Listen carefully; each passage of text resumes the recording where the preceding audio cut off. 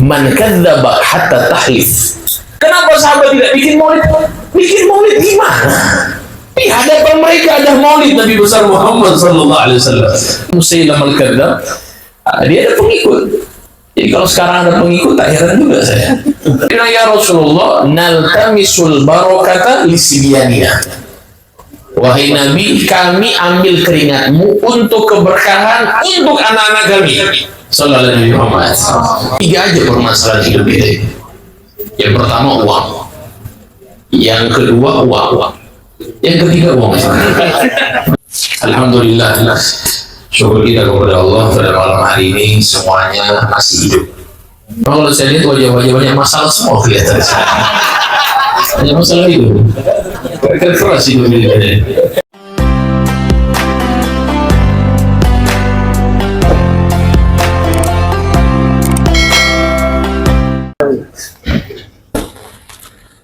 A'udzu billahi minasyaitonir rajim. Bismillahirrahmanirrahim. Assalamualaikum warahmatullahi wabarakatuh. Alhamdulillah wassalatu wassalamu ala Rasulillah Sayyidina Muhammadin Abdillah wa ala alihi wa sahbihi wa mawalah. Subhanaka la ilma lana illa ma 'allamtana innaka antal alimul hakim. Rabbi shrah li sadri wa yassir li amri wahlul 'uqdatam min lisani yafqahu qawli wa ahdi qalbi wa saddid bihi lisani bi haqqi sayyidi wa habibi Muhammadin sallallahu alaihi wasallam. Hadratul muhtaramin, kami hormati, kami ta'zimi guru-guru kita semuanya hadir tempat ini. Ustaz Muhammad Lutfi, Ustaz Muhammad Gifari, Ustaz Soleh, semua yang hadir, para guru kita, habaib juga yang hadir, kita doakan beliau-beliau insyaallah panjang umur, insyaallah sehat afiat, segala urusannya dimudahkan oleh Allah Ta'ala. Dan juga sahibul bait Bapak Haji Namir, ya, alhamdulillah, kita doakan beliau insyaallah hartanya diberkahi oleh Allah Subhanahu, diberikan kesehatan zahir dan batin. Para habaib yang hadir, ada Habib Muhammad Al-Bagir, Habib Bagir Al-Haddad. Wah, ini banyak sekali, saya kadang-kadang bingung juga ya. Ustaz Haji Mukhlisi, oh, semuanya Masya Allah ganteng-ganteng, wajahnya bercahaya semua soalnya. Ya, insya Allah kita doakan beliau-beliau panjang umur, sehat afiat. Salam para jamaah yang hadir semuanya, insya Allah kita semua yang hadir yang sakit disembuhkan oleh Allah Ta'ala. Bahkan hajat-hajatnya dikabulkan oleh Allah. Semua hutang-hutang kita dilunasi oleh Allah SWT. Amin ya rabbal alamin. Alhamdulillah, syukur kita kepada Allah pada malam hari ini semuanya masih hidup. Banyak yang sudah mati. Kita masih dikasih kesempatan sama Allah malam ini masih hidup. Dan kematian itu tidak menunggu kapan kita tobat, tidak menunggu kapan kita berbuat baik, tidak menunggu kapan kita sholat, tidak menunggu kapan kita beramal soleh. Fa'idha ja'a ajaluhum la yastakhiruna sa'atan wa la yastakhimun. Allah itu sampaikan kalau ajal datang tidak mungkin dimajukan dan tidak mungkin diundur. Kita semua yang hadir di sini punya keinginan, punya harapan. Dan saya ingin kasih kabar gembira bahwa pulang dari sini paling minimal yang kita bawa pulang, Allah ampuni dosa kita. Itu minimal yang kita dapatkan, belum dari kebaikan-kebaikan yang lain. Intinya hadir kita di tempat ini, alhamdulillah. Saya pertama niatnya silaturahim. Memang sebenarnya ada agenda lain kami datang, cuma karena saya bilang insya Allah kalau bisa ada acara-acara insya Allah bisa sama-sama silaturahim. Alhamdulillah ini kesekian kalinya saya bisa datang mampir di daerah ini. Kayaknya saya lihat, masya Allah pertama kali kayaknya masuk di Cibubur. Tapi saya memang sering di Cibubur juga. Saya kalau datang biasanya di tempat kami di Raffles, perumahan Raffles. Itu ada keluarga kami. Jadi saya kalau datang di situ biasanya di Cawang. Tapi lebih banyak di Cawang. Alhamdulillah ini niat silaturahim bisa ketemu dengan para satid dan para habaib di sini semuanya. Insyaallah mudah-mudahan pertemuan kita diberkahi oleh Allah Subhanahu wa taala. Bisa berapa jam sama. Oh, ternyata lewat tadi. Guru-guru juga mau isi tausiah. Nah, berarti khusus anak berarti. Masya Allah. Baik hadirin yang dimuliakan Allah Subhanahu wa taala, malam hari ini kita telah baca burdah tadi. Setelah burdah kita baca maulid. Tadi saya sampaikan ke Ustaz Muhammad Lutfi. Dia bilang, Ustaz, ini memang begini ya, habis burdah baca maulid. Saya pikir tadi baca maulid apa? Mungkin Simtu Duror, ternyata dia ulangi. Kalau Simtu Duror, Masya Allah, jam 12 baru pulang. Alhamdulillah, tadi langsung qiyam, selesai kita langsung isi tausiah. Alhamdulillah. Jamaah sekalian yang dimuliakan Allah Ta'ala, kita itu kalau bicara Nabi, ini kalau kita lihat ya, watak kita, manusia itu suka yang indah-indah. Pokoknya apapun yang indah, pasti dicintai, pasti disukai. Sehingga para sahabat itu tak heran, mereka itu bisa jatuh cinta sama Nabi, karena memang mereka lihat keindahan. Jadi orang kalau lihat keindahan, wataknya kita manusia, itu suka dengan keindahan. Ya, tak heran baginda Nabi Muhammad itu ketika beliau dilihat oleh Sayyidina Abu Bakar, Rasulullah SAW telah kembali ila rafiqil a'la, itu dibuka oleh Sayyidina Abu Bakar wajah Nabi. Itu apa kata Sayyidina Abu Bakar? Kata Sayyidina Abu Bakar, ya Rasulullah, tibta hayyan wa maita. Wahai Nabi, sesungguhnya engkau itu indah, masih hidup ataupun sudah wafat. Sallallahu alaihi wasallam. Ini semuanya indah Nabi Muhammad SAW. Sehingga keindahan itu watak kita condong kepada keindahan, suka dengan yang indah-indah. Sallallahu alaihi wasallam. Dan semua Nabi itu indah. Jadi kalau kita lihat episode kehidupan Nabi dari hidup sampai wafat, semuanya indah. Tidak ada yang tidak indah dari Nabi Muhammad SAW. Guru-guru kita sering sampaikan dari lahirnya Nabi sampai beliau wafat. Kita lihat sejarah hidupnya, semuanya nikmat, semuanya indah. Sallallahu alaihi wasallam. Dari lahirnya Nabi lahir dalam keadaan sujud, kemudian jari beliau menunjuk ke arah langit, ulida makhtunan, lahir dalam keadaan sudah terkhitan, makhulan, dalam kondisi bercela, maktu asurra, tali pusat beliau sudah terpotong. Ini semuanya keindahan. Dan ini tidak ada makhluk satupun. Coba cari, ada yang bayi lahir tali pusat yang sudah terpotong? Ada tuh di sini lahir begitu. Coba tanya sama mak di rumah. Pak, gimana ini? Apa saya lahir tali pusat sudah terpotong atau gimana? Ada yang lahir seperti itu. Ini justru itu Al-Imam Habib Ali bin Muhammad Al-Habsyi bilang apa? Basyaran lakal, manusia tapi beda dengan manusia yang lain. Jangan samakan dengan kita. Ya, Nabi Muhammad memiliki keistimewaan tersendiri. Sehingga hadirin yang dimuliakan Allah Ta'ala, keindahan Nabi ini Masya Allah, saya bingung. Justru itu Al-Imam Al-Habib Ali Habsyi, ya, disebutkan bahwasanya beliau itu sudah tidak bisa lagi mengungkapkan daripada bahasa yang paling indah tentang Nabi Muhammad SAW. Sampai beliau bilang apa? Wasifihi biaswi yafna zaman wa fihi malam yusofi. Sesungguhnya sifat-sifatnya Nabi itu kalau mau disifatkan semuanya, habis waktunya tidak bisa mensifati seluruh sifat Nabi Muhammad Sallallahu Alaihi Wasallam. Seluruh keindahan Nabi tidak bisa disifatkan. Sehingga para sahabat itu apa ya? Mereka menjadikan kenikmatan terbesar dalam hidup mereka itu Nabi Muhammad. Kehidupan, jadi kenikmatan dalam kehidupan mereka itu Nabi Muhammad. Sampai di akhirat mereka berharap kenikmatan terbesar mereka Nabi Muhammad SAW. Sehingga Habib Ali Habsyi itu tulis di Maulid Simtu Duror, oke. Kita mungkin hafal, ya la qalbin sururuhu qad tawala bi habibin ammal anama nawala.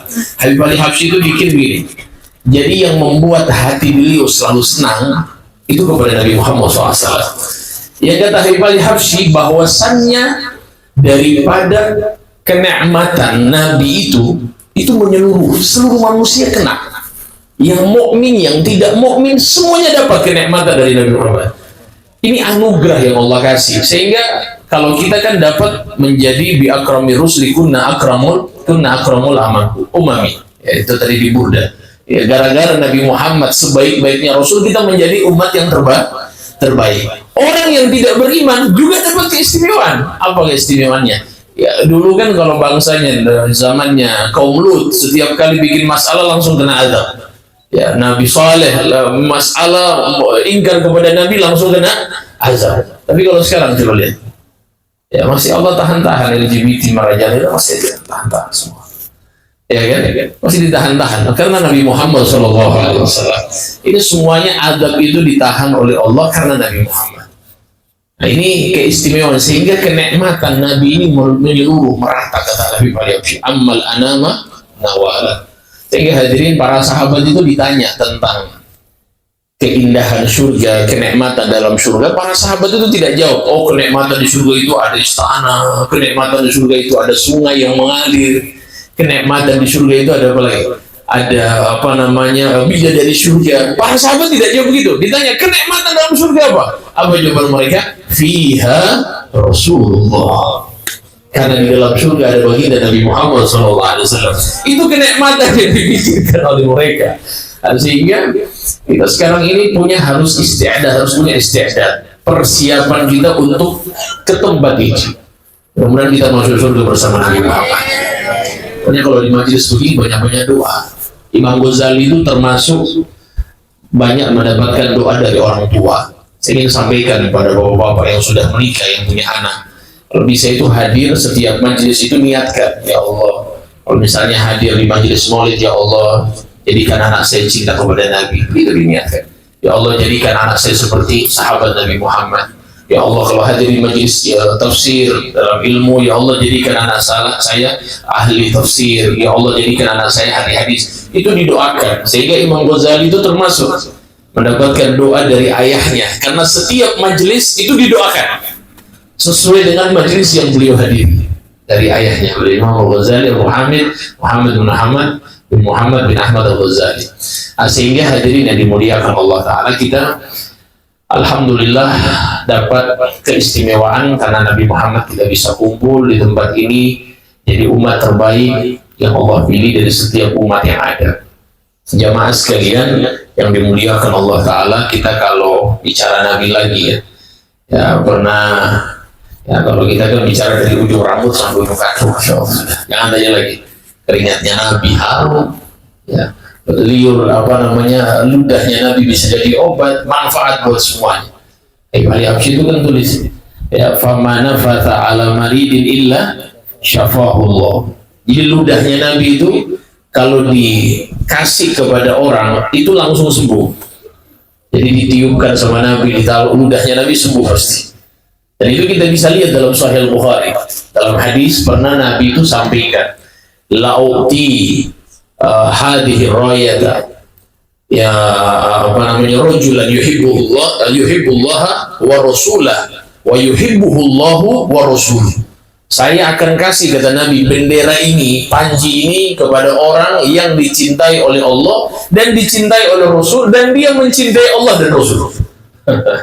Itu para sahabat cari muka sama Nabi besoknya, cari muka mau dikasih bendera itu, mau dikasih panji itu. Karena memang panji itu diharapkan bukan karena bukan karena panjinya itu, tapi karena penyampaiannya Nabi. Orang yang dapat panji ini berarti dia sangat mencintai Allah dan sangat mencintai Rasul, dan dia dicintai Allah dan dicintai Rasul. Jadi ucapan itu yang mereka inginkan, sehingga para sahabat itu cari muka di hadapan Nabi supaya dikasih bendera itu, panji itu. Maka Sayyidina Rasul SAW beliau sampaikan, aina Ali, di mana Ali? Hanya kata para sahabat, ya Rasulullah, Ali sedang sakit, gitu kan, dalam hadis. Ali sedang sakit, wahai Nabi. Hanya sakit apa dia? Para sahabat jawab, asabahu ar-ramat. Ramat ini penyakit mata. Dapat penyakit mata Sayyidina Ali. Artinya dia sulit melihat, sakit matanya. Kata Nabi, panggil dia ke sini. Akhirnya dipanggil. Kemudian dihadapkan dengan Nabi. Kemudian Nabi SAW nafas. Beliau mengeluarkan ludah yang sedikit ke matanya Nabi, ke matanya Sayyidina Ali, dan seketika itu disembuhkan oleh Allah Subhanahu wa Ta'ala. Itu fama nafata ala maridin illa syafa'ullah. Nah, termasuk air liurnya Nabi. Pernah disebutkan bahwa Sayyidina Anas bin Malik itu gali sumur. Antum bayangkan kalau di Arab itu gali sumur, kemudian dapat airnya itu kan jauh sekali. Jadi bayangkan jauh sekali kalau digali, jauh sampai ke dalam. Kalaupun didapat, itu belum tentu dia tawar airnya. Kadang-kadang asin. Allah mungkin tanya sama orang Arab, itu kalau dapat asin itu hazin, sedih sekali. Mereka, ya Allah, kenapa airnya asin? Kenapa bukan tawar? Sayyidina Anas waktu itu kali, dia, ya Allah, kenapa kok asin airnya?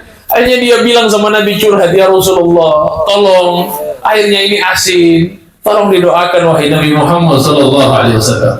Akhirnya Nabi SAW datang, Nabi ambil timba, Nabi berwudu di situ. Setelah Nabi berwudu, dikumur-kumur oleh Nabi madmadah, Setelah itu beliau keluarkan air kumur-kumurnya langsung ke sumur. Antum tahu pasti diludahi oleh Nabi Muhammad, air itu langsung berubah dua keadaan. Pertama, air itu berubah yang tadinya asin jadi tawar. Yang kedua, airnya menjadi sangat wangi. Sampai ahli sejarah menyebutkan itu sumur sudah tidak ada air, kemudian ditimbun, bawangnya masih ada. Sallallahu alaihi Nabi Muhammad. Yang antum samakan dengan ludah kita ini beda jauh. Ludah kita kira-kira gimana? Anjing pun nggak minat saja. Nggak minat, itu ludah nggak ada yang minat, ya kan? Nabi itu ludahnya begitu, dipakai oleh semua. Jadi Nabi itu sampai disebutkan, Nabi itu kan tidak meludah dalam Bukhari. Nabi itu kalau ludah itu sahabat semua rampasan, nggak ada yang jatuh lidah, rampasan dengan ludahnya Nabi. Jadi emang masya Allah, sampai bekas wudhunya Nabi itu kan apa? Kada yaktatiluna ala wadu'ihi. Para sahabat itu rampasan bekas wudhunya Nabi itu. Jadi rampasan. Fa illam yajid, kalau mereka tidak dapati air bekas wuduknya Nabi, akhadha min balali sahibi. Mereka ambil dari bekas wuduknya Nabi yang sudah ada di tangan sahabat yang lain. Sallallahu alaihi Muhammad. Jadi tidak heran ngalap barokah ini sudah dari dulu. Jadi kalau sekarang orang bilang bid'ah masuk neraka, bid'ah masuk neraka. Ya ente aja masuk surga kalau gitu. Ya, sahabat memuliakan Nabi itu sudah begitu. Artinya kita kalau cuma baca maulid nggak seberapa apa yang kita buat. Disebutkan bahwasannya Urwah bin Mas'ud Al-Thaqafi, dia bilang apa? Saya ini sudah datang di Kisra yang ada di Persia, sudah pergi di Kaisar yang ada di Romawi, saya sudah kunjungi raja-rajanya, tapi apa dia bilang? Wallahi ma ra'aitu ahadan yuhibbu ahadan ka hubbi ashabi Muhammadin Muhammad. Demi Allah, saya tidak pernah melihat seseorang mencintai orang lain melebihi cintanya para sahabat Nabi kepada Nabi Muhammad SAW. Jadi kalau apa ya, ini sekarang kita bikin ini tidak seberapa sebenarnya. Cinta para sahabat itu, kalian tanya kenapa sahabat tidak bikin maulid? Bikin maulid gimana? Di hadapan mereka ada maulid Nabi besar Muhammad SAW.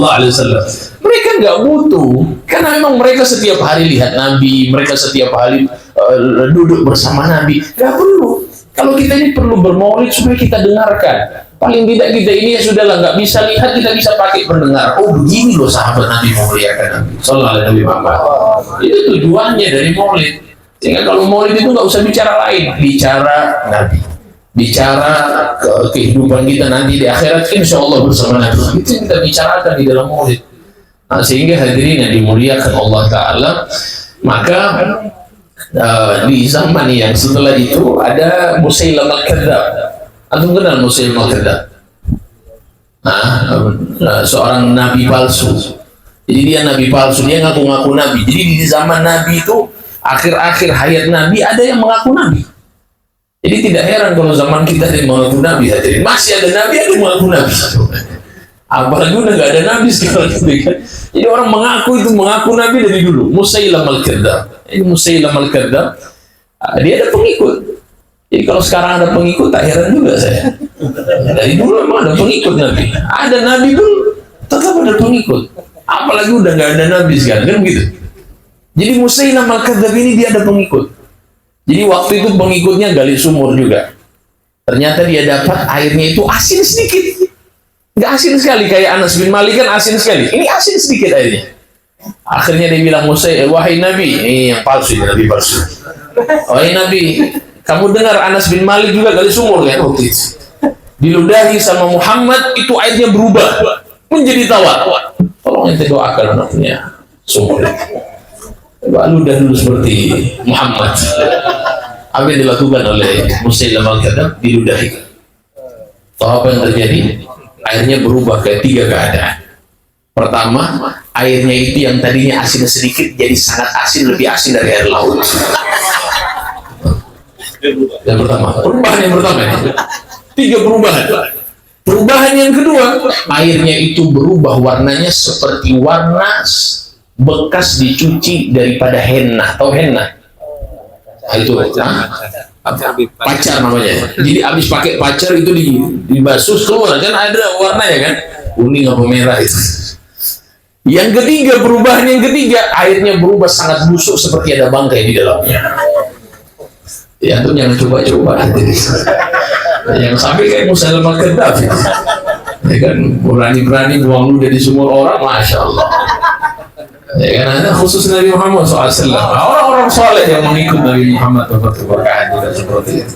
Terus sampai itu hadirin yang dimuliakan Allah Ta'ala. Memang bicara Nabi ini tidak ada habis. Keringatnya Nabi, masya Allah.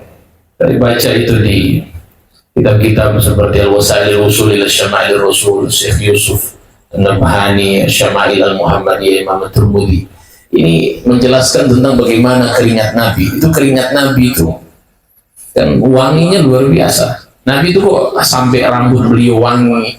Saya baca ada salah satu mukjizatnya Nabi itu, ada 2 rambut khusus di belakang Nabi itu keluar misik. Jadi sehingga Nabi itu bolak-balik diterik matahari nggak ada baunya, wangi terus. Muhammad di keluar misik. Antum ada yang keluar misik di rambut? Coba cek tuh, misik keluar kali. Hah? Misik atau musak? Jadi khusus Nabi Muhammad SAW. Jadi Nabi itu apa ya? Keringatnya beliau itu kan indah sekali dan wangi. Sehingga kita bisa baca dalam Sahih. Jadi Nabi Muhammad sedang tidur, kondisi musim panas waktu itu. Hanya Nabi SAW keluar keringat. Siapa yang ambil keringat Nabi? Ummu Salamah. Sering guru-guru kami ceritakan masalah ini kan. Pakai wadah kayak model parfum lah, tempat parfum, diambil. Jadi keringatnya Nabi itu ditahan oleh Ummu Salamah. Ummu Salamah ini ibunya Anas bin Malik, khadimur Rasulillah SAW. Jadi yang selalu membantu keseharian Nabi. Jadi ambil pakai wadah seperti itu. Kemudian Nabi bangun, kata Nabi, ya Ummu Salamah, apa yang kau lakukan? Dia bilang, ya Rasulullah, naltamisul barakata lisibyanina. Wahai Nabi, kami ambil keringatmu untuk keberkahan untuk anak-anak kami. Sallallahu alaihi wasallam. Sebagian riwayat disebutkan bahwasanya untuk menambahkan keharuman di parfum kami. Antum kalau tambah parfum pakai apa dia? Zaman Nabi pakai keringat Nabi Muhammad Sallallahu Alaihi Wasallam, lebih harum daripada parfum keringat Nabi. Nah, sehingga ini keberkahan dari keringat Nabi, dari ludahnya Nabi. Kalau kita cerita nggak bisa habis. Tangannya Nabi takthirul qalil, dalam Habib Ali Habsyi, tangannya Nabi itu bisa memperbanyak makanan. Jadi Nabi itu ternyata saya baca dalam tarikh, termasuk Ar-Rahiqul Makhtum itu oleh Imam Sofi Rahman Al-Mubarak Furi. Itu ternyata Nabi itu dari sebelum jadi Nabi, itu orang-orang sudah panggil Nabi Muhammad untuk memegang makanan ketika mereka bikin acara. Jadi sedang bikin acara ini misalnya, tiba-tiba orangnya banyak datang, makanannya sedikit, itu dipegang sama Nabi. Jadi Nabi pegang, itu takfirul qalil itu di situ. Jadi banyak makanannya berkat dari tangannya Nabi Muhammad SAW. Jadi itu sebelum jadi Rasul, mereka sudah tahu Nabi sini dipanggil. Muhammad, tolong pegang makanan saya supaya cukup makanannya. Sampai Nabi jadi Rasul, kisahnya Jabir kan kita tahu bersama. Diundang seluruh Ahlul Khandaq untuk makan di rumahnya Jabir. Yang kecil kambingnya hanya 1 ekor kecil, bisa makan 4-5 orang tambah 1 genggam gandum. Tapi yang makan 1000 sahabat. Sallallahu alaihi Muhammad. Kalau kita cerita banyak sekali sudah kisah-kisah bagaimana Nabi SAW, keindahan beliau, kemuliaan beliau cukup banyak. Nah, kalau saya lihat nanti khawatir semuanya bismikallahumma hayya bismika amut. Tidur saya khawatir Ustaz. Ini nggak boleh panjang-panjang. Cuma kalau saya lihat wajah-wajah banyak masalah semua kelihatan di sana. Banyak masalah itu. Keras hidup ini. Hidup Jakarta gimana hidup Jakarta? Saya nggak tahu ini hidup Jakarta bagaimana. Saya datang dari daerah. Saya dari Gorontalo. Sampai ke sini, masya Allah, saya bilang Jakarta macet tiap hari. Nggak bisa gerak kadang-kadang. Subhanallah. Ya, cuma kalau saya lihat sih tenang semua. Kayak bayangkan kalau nggak ada majelis-majelis macam ini, kira-kira banyak bunuh diri kayaknya gitu. Ya, karena stres, nggak tahan bermasalah hidup dari pagi pulang sore pulang malam. Ini kan kalau nggak ada keimanan, nggak ada charger seperti ini, mungkin bisa gila kita. Jadi penting kita hadir seperti ini. Jadi majelis ini kan memberikan rahmat dalam hati kita, sehingga kita pulang yang tadinya stres paling tidak ya nggak hilang semua lah. Anak yakin di sini banyak hutang kan? Memang kelihatan wajah-wajah punya hutang. Jadi kalau banyak hutang ini kan nggak kelar-kelar. Jadi kalau banyak hutangnya kita itu sebenarnya hadirnya kita di sini kan paling tidak hilang sejenak. Ya, di rumah ingat lagi nanti kan, artinya sementara hilang. Ini keberkahan, itu keberkahan rahmat yang Allah kasih sehingga kita lupa tadi baca Quran, kita lupa utang. Wow, kita asik dengan qasidah, dengan hadro, masya Allah, sallallahu alaihi Muhammad. Jadi memang persoalan kita ini sebenarnya sekarang persoalan apa ya? 3 aja permasalahan hidup kita ini. Yang pertama uang, yang kedua uang, yang ketiga uang. Nggak ada yang lain, nggak ada yang lain. Ini kalau aman, sebenarnya aman semua itu kita. Banyak yang bilang seperti itu ya. Baik, saya ingin fahamkan kepada kita supaya paling tidak tumaknina, ya ketenangan batin itu ada. Ada di zamannya Imam Abu Yazid Al-Bustami. Dia seorang tukang gali kubur, jadi dia pencuri kain kafan, nabash kalau orang Arab bilang. Nabash ini dia gali kubur. Jadi pekerjaan dia itu gali kubur, ambil kain kafan jenazah yang baru. Jadi gali kubur, ambil kain kafan jenazah baru, kemudian dia jual. Ada di sini kayak gitu, nggak ada ya? Alhamdulillah ada. Alhamdulillah. Ini zaman dulu ini. Imam Abu Yazid Al-Bustami. Jadi dia gali kain kafan, dia ambil kain kafan ini dia jual. Begitu terus pekerjaan dia. Sampai dia datang sama Imam Abu Yazid, dia bilang, ya Imam saya mau tobat. Kata Imam Abu Yazid, oke. Apa pekerjaan kamu? Dia bilang, saya dulu tukang gali kubur orang, ambil kain kafan saya jual. Jadi baru seminggu jenazahnya digali, diambil kain kafan dia jual. Memang parah ini penyakit. Parah. Waktu itu memang ayam ayam majah ini kesulitan makanan, akhirnya banyak yang meninggal. Waktu itu dia datang, dia mau tobat. Kata Imam Yazid, mudah-mudahan Allah ampuni dosamu.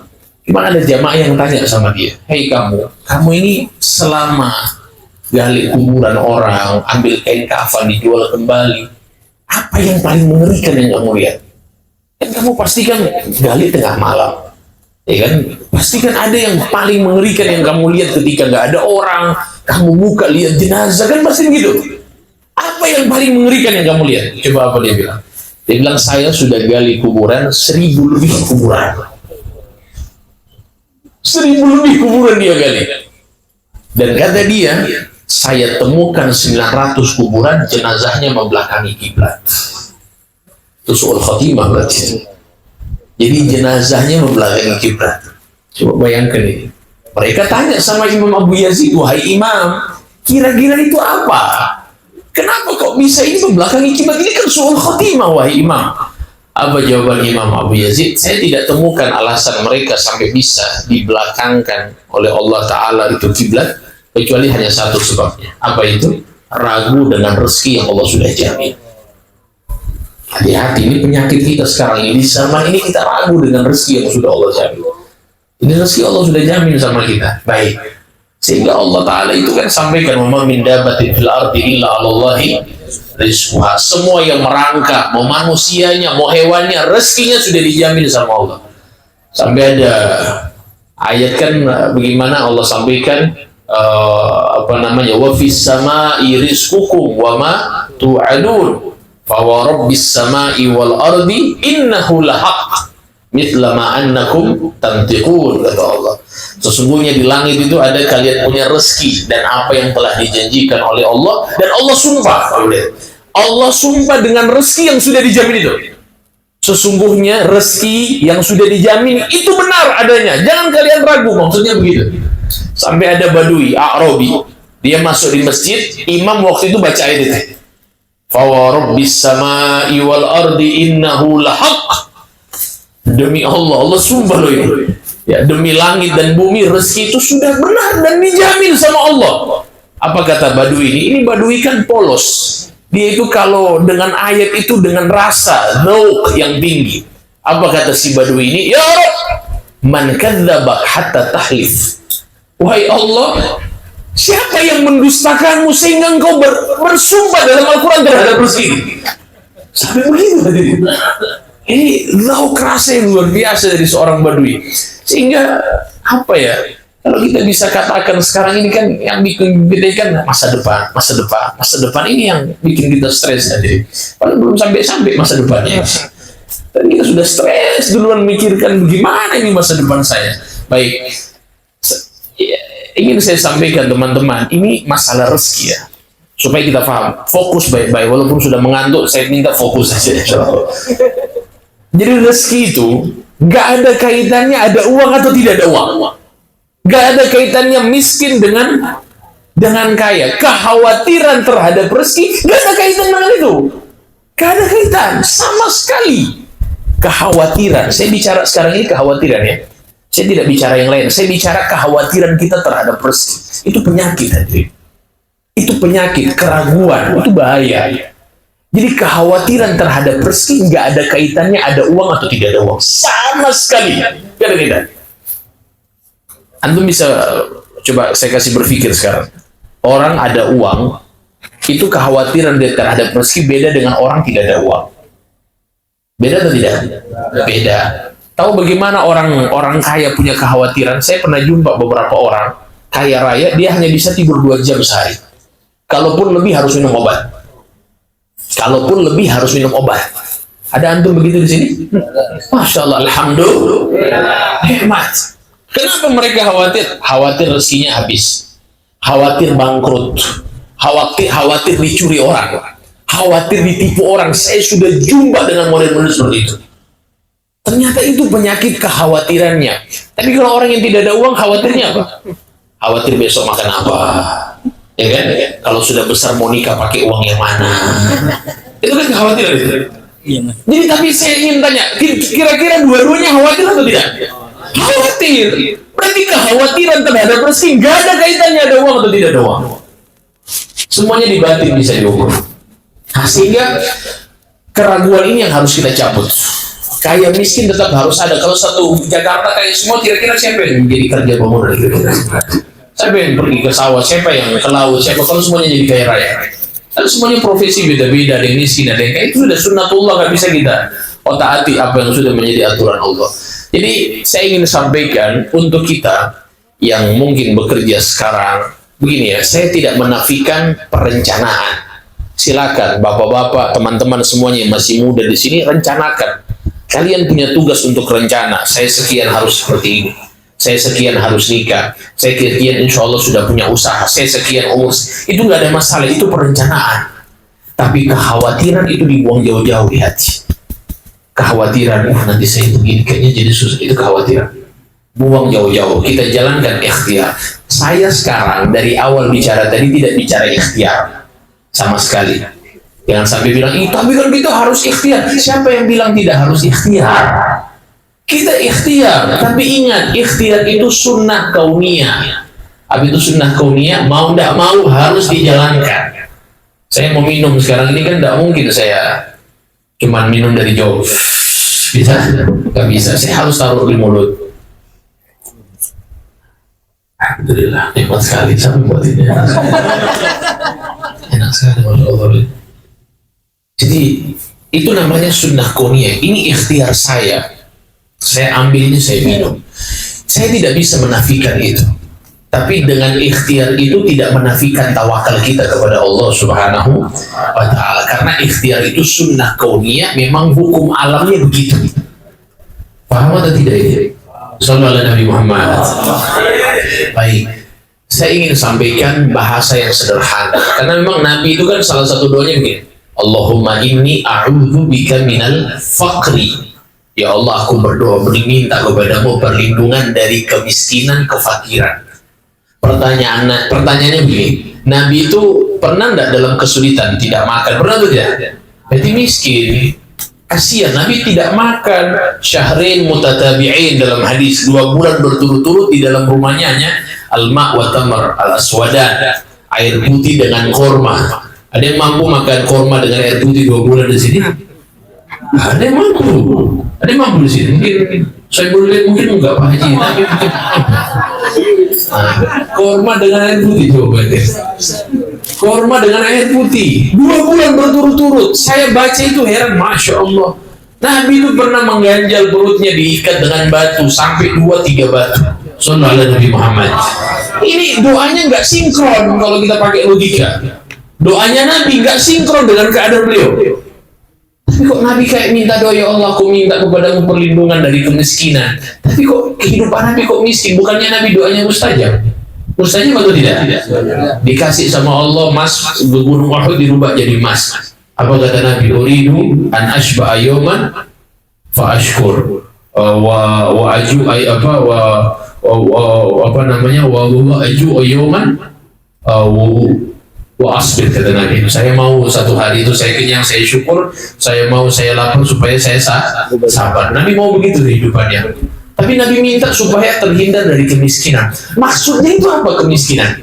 Kata para ulama begini, Nabi minta dijauhkan dari kemiskinan, bukan dijauhkan dari kemiskinannya, tapi Nabi minta berlindung kepada Allah dari kekhawatiran takut kepada kemiskinan.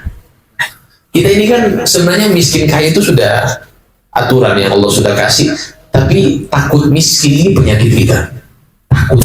Takut. Kekhawatiran itu yang Nabi SAW minta kepada Allah, jangan sampai ada dalam hati saya. Kita sih kan tidak mungkin mati sebelum rezeki habis, kan? Sepakat ya?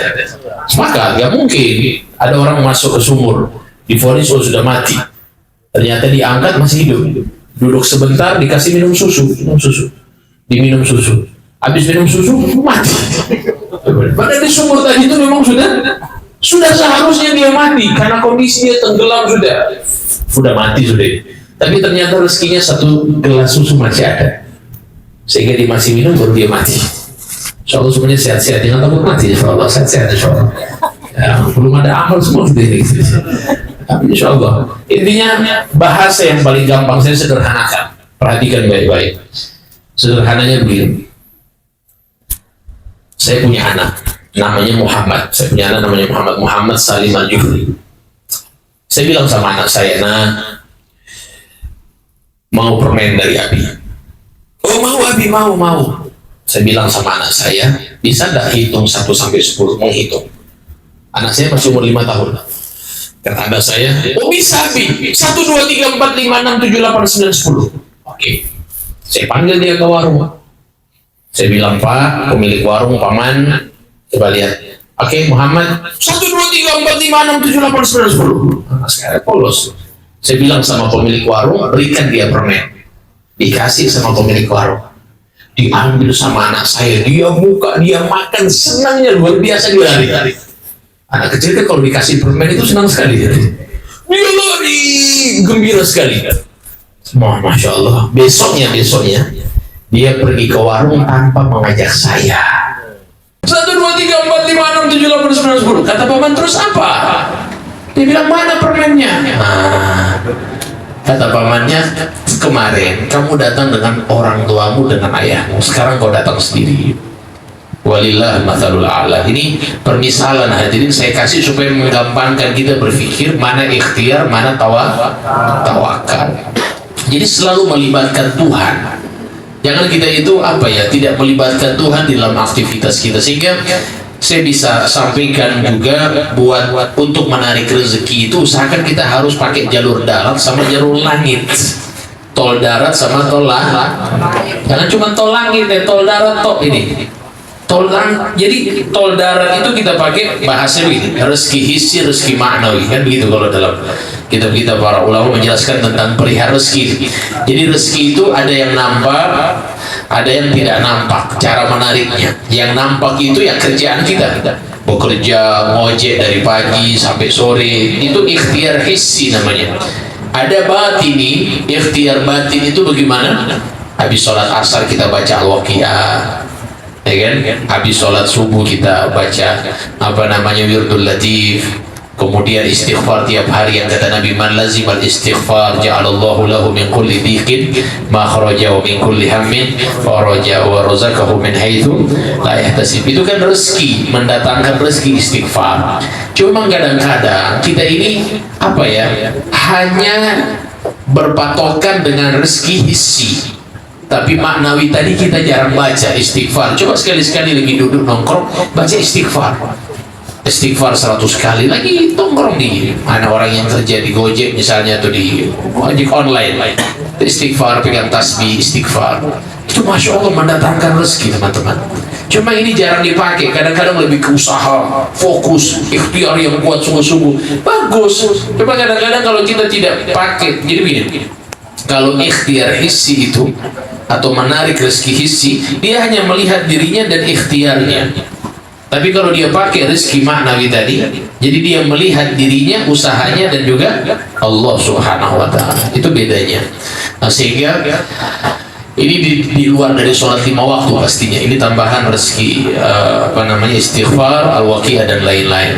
Saya rasa itu insya Allah mudah-mudahan untuk bisa memahamkan kepada kita tentang perihal rezeki. Saya yakin insya Allah kalau kita lakukan ini bisa. Saya pernah kasih ke satu orang. Ini pasti dijamin. Buat kita yang mungkin ingin rezekinya lancar dan langsung Allah kasih cash. Kita amalkan 40 hari tapi. 40 hari, jangan pernah putus. Nomor 1, bangun sebelum subuh. Assalamualaikum. Bangun sebelum subuh. Bangun sebelum subuh, usahakan walaupun hanya 15 menit. Bangun aja. Cuman bukan bangun tidur lagi ya. Bangun, wudhu, sholat 2 rakaat. Gak usah banyak-banyak, 2 rakaat, diam, istighfar di waktu itu. Gak usah doa. Gak usah doa, ya Allah, uang ya Allah, miskin. Gak usah. Antum cukup istighfar, ada Allah sudah tahu memang minta uang waktu itu. Gak ada yang lain. Orang istighfar itu tahu memang kondisinya itu dalam kondisi sempit. Allah sudah paham. Ya, sehingga kita usahakan istighfar aja. Astagfirullahaladzim wa atubu ilaih. Di waktu 15 menit sebelum subuh. Gak usah 1 jam sebelum subuh, terlampau soleh namanya itu. Bawa sedikit, 15 menit. Insya Allah amalkan. Nah, kemudian yang berikutnya adalah zikir pagi dan petang.